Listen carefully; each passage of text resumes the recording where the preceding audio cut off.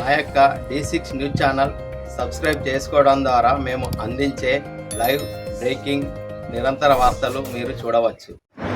RTC బస్సుల్లో చిల్లర కష్టాలకు ఇక చెక్.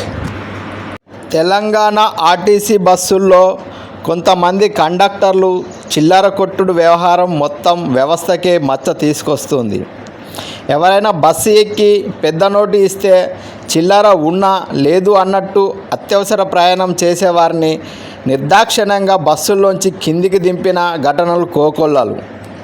కొంతమంది కండక్టర్లు చిల్లర వ్యవహారం వల్ల ఆర్టీసీ అబాసు పాలవుతోంది. కొంతమంది కండక్టర్లు చిల్లర లేకపోతే టికెట్ వెనకాల తర్వాత ఇస్తామంటూ రాసి ఇస్తుంటారు.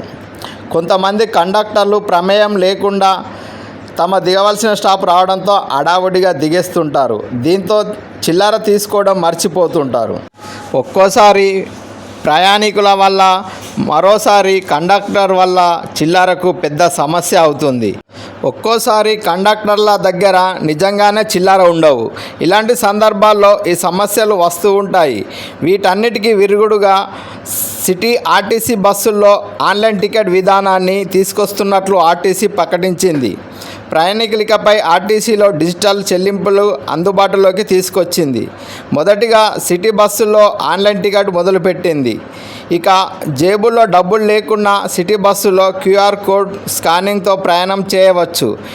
ఇక నుంచి UPI పేమెంట్స్ ద్వారా టికెట్ తీసుకునే వెసులుబాటు TGSRTC తీసుకువచ్చింది. ఆటోమేటిక్ ఫేర్ కలెక్షన్ సిస్టంలో భాగంగా ఆన్లైన్ టికెట్ ఆర్టీసీ తీసుకొచ్చింది. ఆటోమేటిక్ ఫేర్ కలెక్షన్ సిస్టంలో భాగంగా ఆన్లైన్ టికెటింగ్ ఆర్టీసీ తీసుకువచ్చింది. త్వరలోనే మరిన్ని ఆన్లైన్ సేవలు అందుబాటులోకి వస్తాయని ఆర్టీసీ అధికారులు తెలిపారు.